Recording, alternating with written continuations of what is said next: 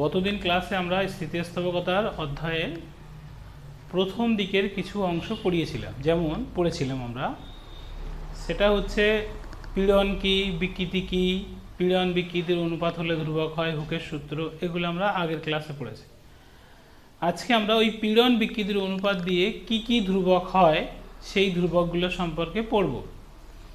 প্রথমে হলো মূল কথা কি পড়তে হবে, পীড়ন,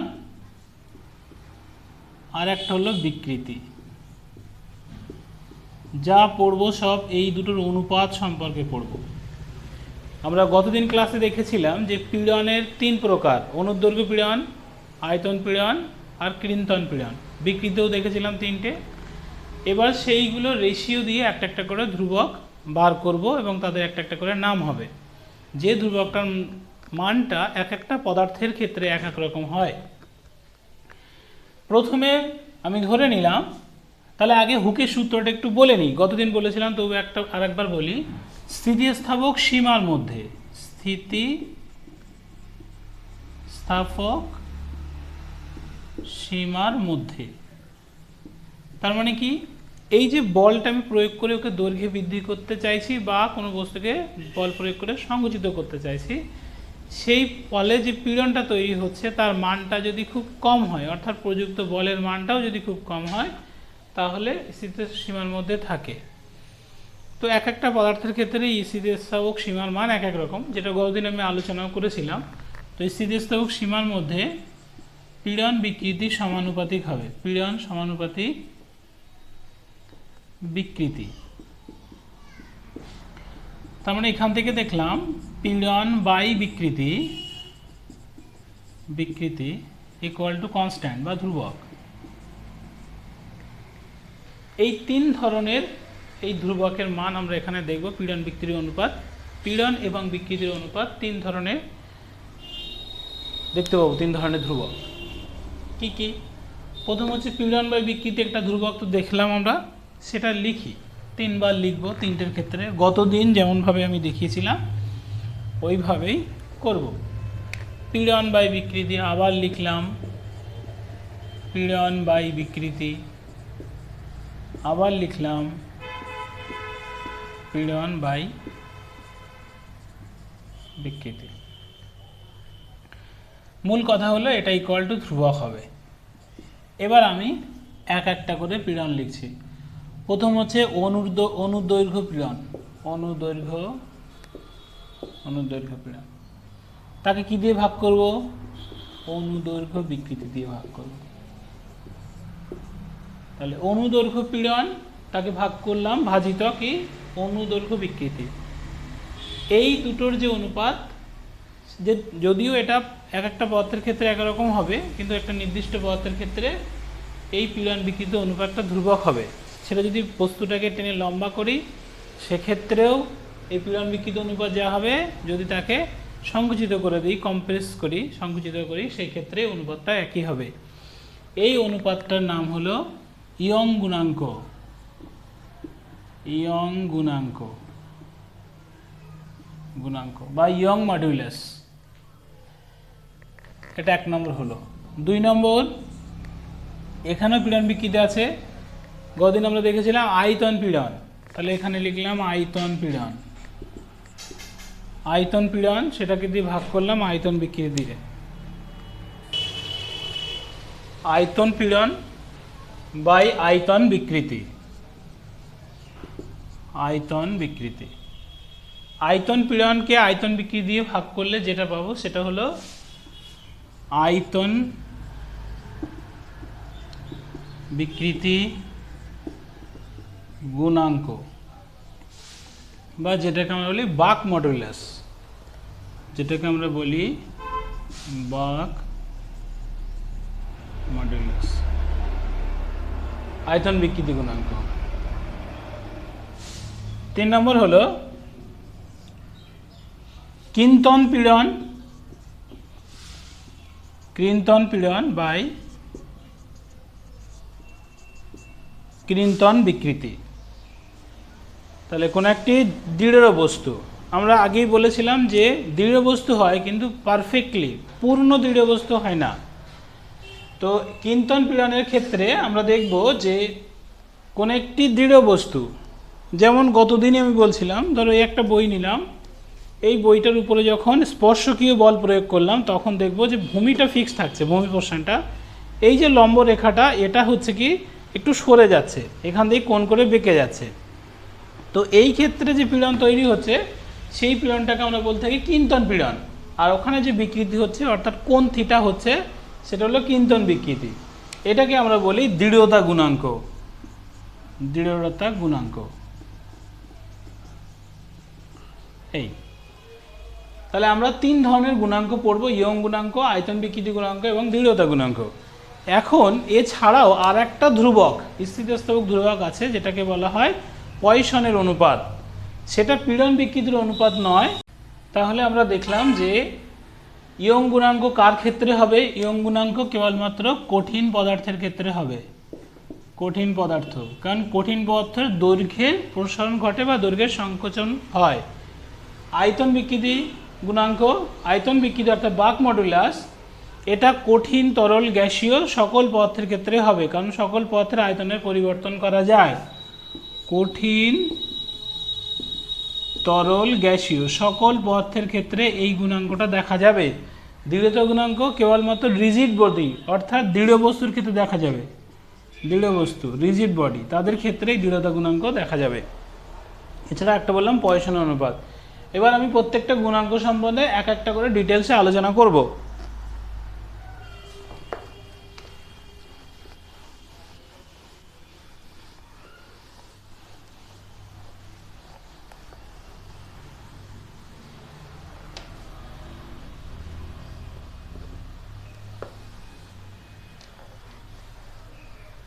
সর্বপ্রথম আমি আলোচনা করব ইয়ং গুণাঙ্ক সম্পর্কে।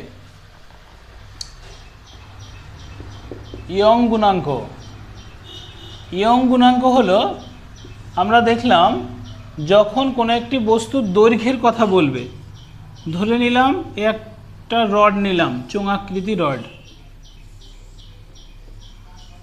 এই রডটার এই দিকটাকে ফিক্সড করে দিলাম, দিয়ে এই দিকে ফোর্স অ্যাপ্লাই করলাম। এর ক্রস সেকশনাল এরিয়া হলো অর্থাৎ প্রস্থচ্ছেদের ক্ষেত্রফল হলো এ, এই দিকে এফ বল প্রয়োগ করলাম, করলে কি হবে? এই রডটা দৈর্ঘ্যে প্রসারিত হয়ে যাবে, দৈর্ঘ্যে প্রসারিত হবে, এরকম হয়ে যাবে। ধরে নিলাম এর দৈর্ঘ্যের বৃদ্ধিটা হলো এল এবং প্রাথমিক দৈর্ঘ্যটা ছিল ক্যাপিটাল এল। তাহলে পীড়ন কত হলো? পীড়ন হলো, তাহলে সেই ক্ষেত্রে পীড়ন যতটা বল এখানে দেবে এর মধ্যে ততটা বলই বিপরীত দিকে তৈরি হবে, ইলাস্টিক ফোর্স তৈরি হবে। তাহলে পীড়ন কত হবে? Force per area. এটা এফ ই লিখলে elastic force divided by area করলে হতো, যেহেতু এ দুটো এটা আর এটা সেম হয় সেই জন্য ওটা লিখে দিলাম। নেক্সট হচ্ছে বিকৃতি। বিকৃতি কি হবে? কতটা পরিবর্তন হয়েছে? স্মল এল, কতর মধ্যে? Small L by capital L. বিকৃতি সমজাতীয় রসের অনুপাত দিয়ে গঠিত বলে এর কোনো একক নেই, কিন্তু পীড়নের একক আছে, ফোর্স পার এরিয়া মানে নিউটন পার মিটার স্কয়ার, প্রেসারের একক। তাহলে ইয়ং গুণাঙ্ক কী হলো? এটার অনুর দৈর্ঘ্যে বৃদ্ধি হলো। টেনসাইল ফোর্স দিলাম, টানজনিত বল। যদি কম্প্রেসিভ ফোর্স দিতাম অর্থাৎ সংকুচন করাতাম, সেক্ষেত্রেও কিন্তু একই হতো ইয়ং গুণাঙ্কের মান। তাহলে কত হলো? F by A small L by capital L. পীড়ন বাই বিকৃতি, একটা পীড়ন এটা বিকৃতি, এটা হলো পীড়ন, এটা পীড়ন, এটা হলো বিকৃতি। কারণ হুকের সূত্রেই বলা হয়েছে যে পীড়ন বা বিকৃতির অনুপাত ধ্রুবক হবে, যেহেতু অনুদৈর্ঘ্য পীড়ন বাই অনুদৈর্ঘ্য বিকৃতি, তাই এটা হলো ইয়ং গুণাঙ্ক। অনুদৈর্ঘ্য পীড়ন বাই অনুদৈর্ঘ্য বিকৃতি, দৈর্ঘ্য বরাবর হয়েছে তাই। তাহলে ইয়ং গুণাঙ্ককে আমরা ওয়াই দিয়ে লিখি, তাহলে Y equal to F by A. আবার বলছি ইয়ং গুণাঙ্ক কিন্তু অনুদৈর্ঘ্য পীড়ন বাই অনুদৈর্ঘ্য বিকৃতি। ইয়ং গুণাঙ্ক আমি আগে দেখিয়েছি, ইয়ং গুণাঙ্ক F by A divided by small L by capital L. এই হলো ইয়ং গুণাঙ্কের রাশিমালা। এখান দিয়ে কিন্তু আমাদের অঙ্ক দিতে পারে, যে একটা রড দিয়ে দিল, তার প্রস্থচ্ছেদের ক্ষেত্রফল বলে দেবে, তারপর একটা ভার ঝুলিয়ে দিল। ধরে নিলাম এরকম একটা রড দিয়ে দিল, অঙ্কটা আমি একটা ক্লাসে শুধু অঙ্ক নিয়ে ডিটেলস আলোচনা করবো আশা করছি। এই ক্রস সেকশন এরিয়া এ বলে দেবে, এটা ডায়ামিটারটা বলে দিক বা রেডিয়াসটা বলে দিক। এটা চোঙ আকৃতি, ধরে নাও বেলন আকার। এবার এর উপরে একটা ভার, এর নিচে একটা ভার ঝুলিয়ে দেওয়া হলো mg। এই mg ইকুয়াল টু f হবে। তাহলে f বাই a পেয়ে গেলে এই প্রাথমিক দৈর্ঘ্য হয়তো বলে দিতে পারে, আর কতটা বৃদ্ধি হলো সেটাও বলে দেবে, স্মল l বলে দিলে তুমি y এর মান বার করতে পারবে, অথবা y বলে দিল, mg-র মান বের করতে বলো, বাকি ডাটাগুলো বলে দিল। এইভাবে ইয়ং গুণাঙ্কের অঙ্কগুলো করতে হবে। নেক্সট আসছে আমি আয়তন বিকৃতি গুণাঙ্ক, বাক মডুলাস। আয়তন বিকৃতি গুণাঙ্ক বা বাক মডুলাস। আয়তন বিকৃতি গুণাঙ্ক বা বাক মডুলাস। বাক মডুলাস ইজ ইকুয়াল টু দিয়ে দিলাম একই রকম পীড়ন বাই বিকৃতি। কি পীড়ন? আয়তন পীড়ন বাই আয়তন বিকৃতি। এখানে যেটা দেওয়া থাকবে সেটা পীড়নের আগে যোগ করে দিতে হবে। ইয়ং গুণাঙ্কের সঙ্গে ইয়ং যেহেতু অনুদৈর্ঘ্যের কথা বলেছিল, তাহলে আয়তন পীড়ন বাই আয়তন বিকৃতি। তাহলে আয়তন বিকৃতি গুণাঙ্ক হলো পীড়ন। ছবিটা দেখে নিই। ধরে নিলাম এই হলো সেই পদার্থটা ছিল, এর উপরে যদি এর আকারের পরিবর্তন না করে আয়তনের পরিবর্তন করতে হয়, তাহলে কিন্তু সব দিক দিয়ে একক ক্ষেত্রফলে প্রযুক্ত বলটা একই রকম রাখতে হবে, তবেই কিনা এর আয়তনটা ছোট হয়ে যাবে, কিন্তু আকারটা যেমন ছিল তেমনও থাকবে। অন্য শেপেরও হতে পারে, বিভিন্ন শেপের হতে পারে, বক্স আকারেও হতে পারে, তাদের ক্ষেত্রে কিন্তু সব দিক দিয়ে ফোর্সটা একই রকম, একক ক্ষেত্রফলে ফোর্সটা একই রকম দিলে তবেই কিন্তু এটা হবে। আয়তনের পরিবর্তন হবে, আকারের পরিবর্তন হবে না। তো প্রাথমিক অবস্থার আয়তন ছিল ধরে নিলাম ভি, এখন কোমের আয়তন হলো ভি মাইনাস ডেল্টা ভি, তাহলে ডেল্টা ভি পরিমাণ কমে গেল। এখন এই পোর্শনটার আয়তন হলো V minus delta V. Force কতটা দিলাম? এফ দিলাম। তাহলে এই টোটাল ক্ষেত্রফল যদি এ হয়, তাহলে এখানে এফ বাই এ হলো। ও একই রকম প্রেশার দেবে ভিতর থেকে বাইরের দিকে, এফ বাই এ, মানটা একই হবে। তাহলে আয়তন পীড়ন হলো F by A divided by কতটা পরিবর্তন? ডেল্টা ভি বাই ভি, এতটা পরিবর্তন হলো। এবার তরল বা গ্যাসীয় পদার্থের ক্ষেত্রে আমরা ফোর্স না দিয়ে প্রেশার হিসেবে কনসিডার করি, কারণ গ্যাসের সংক্রমণ করতে গেলে প্রেশার দিতে হয়, বা অন্যান্য তরলের ক্ষেত্রে যখন ব্যবহার করি তখন সেই ক্ষেত্রে আমরা প্রেশারটা ব্যবহার করি। তো এফ বাই এ কে ওই জন্য বইতে প্রেশার দিয়ে লেখা থাকে P by delta V by V. এটা হলো আয়তন বিকৃতি গুণাঙ্ক বা বাক মডুলাস, এটাকে কে দিয়ে লেখা হয়। বাক মডুলাসকে কে দিয়ে লেখা হয়, K is equal to P by delta V by V. একই রকম নিচেরটার একক নেই, সেম কোয়ান্টিটি, সেম রাশি দিয়ে গঠিত, মানে দুটি আয়তনের একক, উপরেরটা প্রেশারের একক, সুতরাং এই এককও হবে নিউটন পার মিটার স্কোয়ার বা ডাইন পার সেন্টিমিটার স্কোয়ার। আগে আমরা দেখেছি গুণাঙ্কগুলো একক কী হয়। নেক্সট হচ্ছে দৃঢ়তা গুণাঙ্ক, রিজিডিটি মডুলাস। তাহলে দৃঢ়তার ক্ষেত্রে আমরা কি লিখব? কিন্তন পীড়ন বাই কিন্তন বিকৃতি। কিন্তন পীড়ন বাই কিন্তন বিকৃতি। দৃঢ়তা গুণাঙ্ক, দৃঢ়তা গুণাঙ্ক বা রিজিডিটি মডুলাস। কি লিখব? পীড়ন বা বিকৃতি একই কথা। কি পীড়ন? ক্রিন্তন পীড়ন, ক্রিন্তন পীড়ন বাই ক্রিন্তন বিকৃতি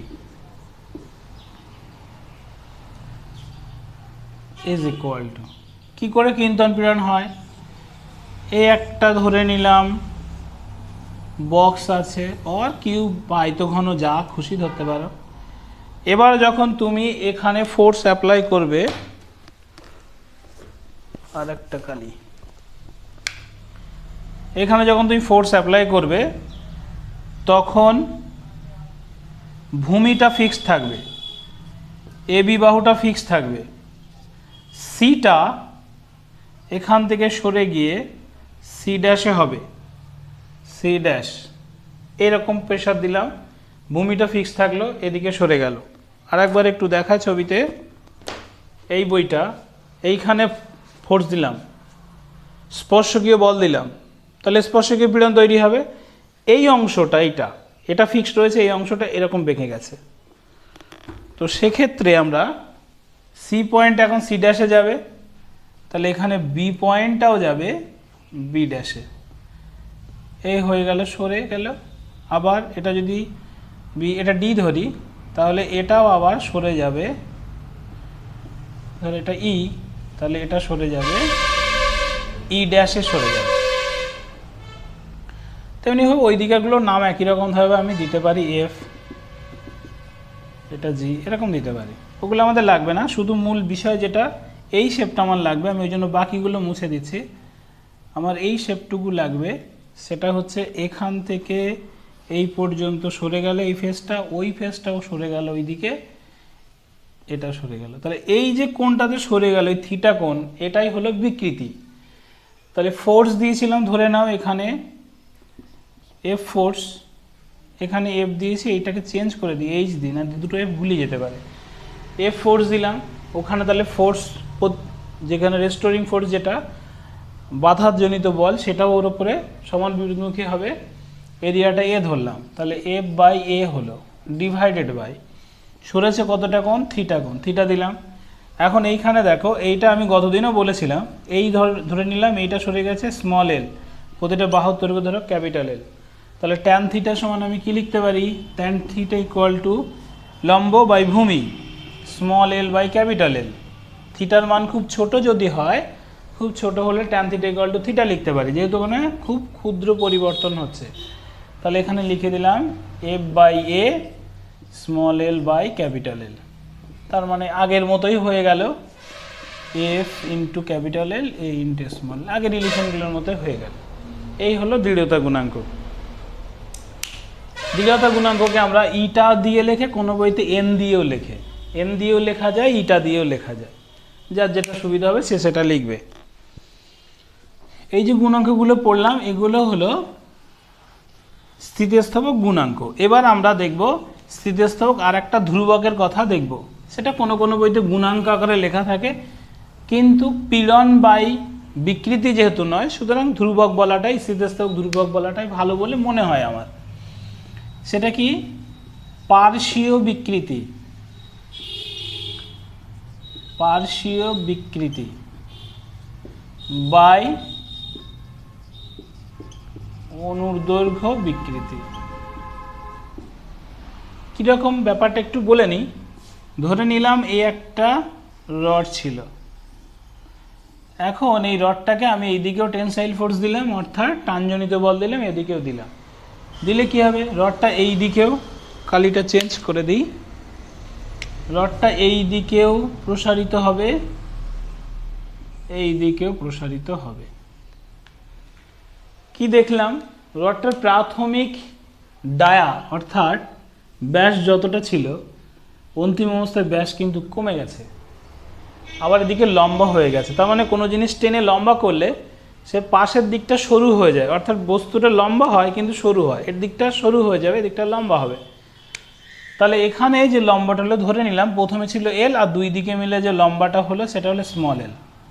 তাহলে এখানে অনুর দৈর্ঘ্য যে বিকৃতিটা হলো সেটা কত, small L by capital L. এটা অনুদৈর্ঘ্য বিকৃতি, অনুদৈর্ঘ্য বিকৃতি, অনুদৈর্ঘ্য বিকৃতি কত হলে small L by capital L. ছিল এল, আর দুই দিকে যতটা বেড়ে গেছে সেটাকে আমি স্মল এল ধরলাম, এটা মিলে স্মল এল ধরলাম। এটা কমেও গেল, আগে ছিল ধরে নিলাম ডি, আর এখন হয়েছে ডি মাইনাস ডেল্টা ডি, কোনটা, এই ব্যাসটা। তাহলে পাশের দিকে বিকৃতি ঘটেছে, তাহলে পার্শ্বীয় বিকৃতি কত হলো, পার্শ্বীয় বিকৃতি হলো ডেল্টা ডি বাই ডি, অথবা কোনো কোনো বইতে লেখা থাকে small D by capital D, লেখা থাকে। এই যে পার্শ্বীয় বিকৃতি অনুদৈর্ঘ্য বিকৃতি, এই যে অনুপাতটা, এটা একটা ধ্রুবক হয়। কেন, যত বেশি তুমি পাশের দিকে বিকৃতি ঘটাবে, যত বেশি তুমি অনুদৈর্ঘ্য বিকৃতি ঘটাবে, পার্শ্বের দিকে ততটাই বিকৃতি ঘটবে, অর্থাৎ পার্শ্বীয় বিকৃতি আর অনুদৈর্ঘ্য বিকৃতি সমানুপাতিক হবে। সেই ধ্রুবকটাকে আমরা সিগমা দিয়ে লিখি। এটাকে বলা হয়, এই অনুপাতটাকে বলা হয় পয়সনের অনুপাত। পয়সনের অনুপাত, পয়সনের অনুপাত সিগমা, পার্শ্বীয় বিকৃতি বাই অনুদৈর্ঘ্য বিকৃতি। সেটাকে আমরা কি লিখি? Small D by capital D divided by small L by capital L. এটাকে একটা মাইনাস সাইন দেওয়া হয়। কেন মাইনাস সাইন দেওয়া হয়? তার কারণ হলো যদি লম্বাই বেড়ে যায় তাহলে এদিকে কমে যায়, একটা বাড়লে একটা হ্রাস হচ্ছে। আর এই মাইনাস সাইনটা আমাদের অনেক বইতে দেওয়া থাকে না। মাইনাস সাইন থেকে আমরা বুঝতে পারি যে এই সিগমার মান কখনো নেগেটিভ হতে পারে না। Small L by capital L, তুমি এটা বাড়ালে এটা কমবে, মাইনাস মাইনাসে প্লাস হয়ে যাবে সিগমার মান। তাত্ত্বিকভাবে দেখা মানে থিওরিটিক্যালি আমরা দেখি এর মানটা হয় -1 থেকে সিগমার মানটা -1 থেকে +1/2 হয়। এটা হলো সিগমার মান। -1/2 থেকে +1 হলো সিগমার মান। কিন্তু বাস্তবে আমরা দেখি এই মানটা হয় 0 থেকে 0 টু সিগমার মানটা, সিগমার ভ্যালুটা 0 to 1/2 হয়, এর মধ্যে হয় সিগমার ভ্যালুটা 0 to 1/2 হয়। এটা আমরা বাস্তবে দেখি, কিন্তু যদি থিওরিটিক্যালি দেখি তাহলে দেখবে এটা হয়, কিন্তু এটা হবে না, এটাই হবে। এটা আমি প্রমাণ করে দেখাচ্ছি এবার। y ইয়ং গুণাঙ্ক, n রিজিডিটি মডুলাস বা দৃঢ়তা গুণাঙ্ক, সিগমা পয়সনের অনুপাত, k বাক মডুলাস বা আয়তন বিকৃতি গুণাঙ্ক। এদের মধ্যে সম্পর্ক আমরা লিখছি। 4টে সম্পর্ক লেখা হয়, তার মধ্যে আমি 2টো সম্পর্ক লিখছি। y ইজ ইকুয়াল টু সিগমাটাকে সিগমার মানটা নির্ণয় করার জন্য y is equal to 2n into 1 plus sigma, একটা রিলেশন। Second relation y equal to হচ্ছে 3k 1 মাইনাস 2 সিগমা। সিগমার মানটা বার করব। প্রথম সমীকরণ থেকে দেখো আমি লিখছি y by 2n is equal to, এটা ইটাও লিখতে পারো এনও লিখতে পারো, আমি আগে বলেছি 1 প্লাস সিগমা। এখন প্রশ্ন হলো y ইয়ং মডুলাস নেগেটিভ হয় না, রিজিডিটি মডুলাসও নেগেটিভ হয় না, এটা greater than 0। Therefore 1 plus sigma greater than 0। Therefore sigma, দুইদিকে -1 করে দিলাম, তাহলে সিগমা হচ্ছে গ্রেটার দ্যান -1। সিগমার মান -1 থেকে বড় হবে। 2 নম্বর রিলেশনে আসি, y equal to y by 3k, এটা হচ্ছে ফ্রম ইকুয়েশন 1 বা relation 1, from relation 2 y by 3k is equal to 1 minus 2 sigma. এখন দেখো y by 3k it is greater than 0, কারণ ইয়ং গুণাঙ্কের মান পজিটিভ হয়, এটার মানও পজিটিভ হয়। তো সেই ক্ষেত্রে আমরা লিখতে পারি যে, এবার যদি আমি উপরের দিকে লিখি তাহলে এখান থেকে লিখতে পারবো, একটু মুছে দিই উপরের দিকে লিখি।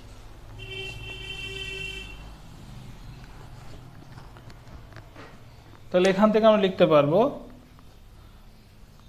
1 minus 2 sigma equal to greater than equal to 0। Therefore sigma minus sine উল্টে দিলাম, তাহলে -1 2 সিগমা ইকুয়াল টু, তাহলে সিগমা ইজ ইকুয়াল টু হচ্ছে সিগমা লেস দেন হাফ। তাহলে সিগমার মান দেখলাম -1 থেকে বড়, থেকে half. Therefore -1 less than sigma less than half. কিন্তু দেখো সিগমার মান নেগেটিভ হতে পারে না, সিগমার মান অলওয়েজ পজিটিভ হয়। তাই বাস্তব মানটা আমরা যেটা পাই 0 less than sigma less than half, এটা পাই। এটাই হলো এর মান। আজকের ক্লাস এই পর্যন্ত।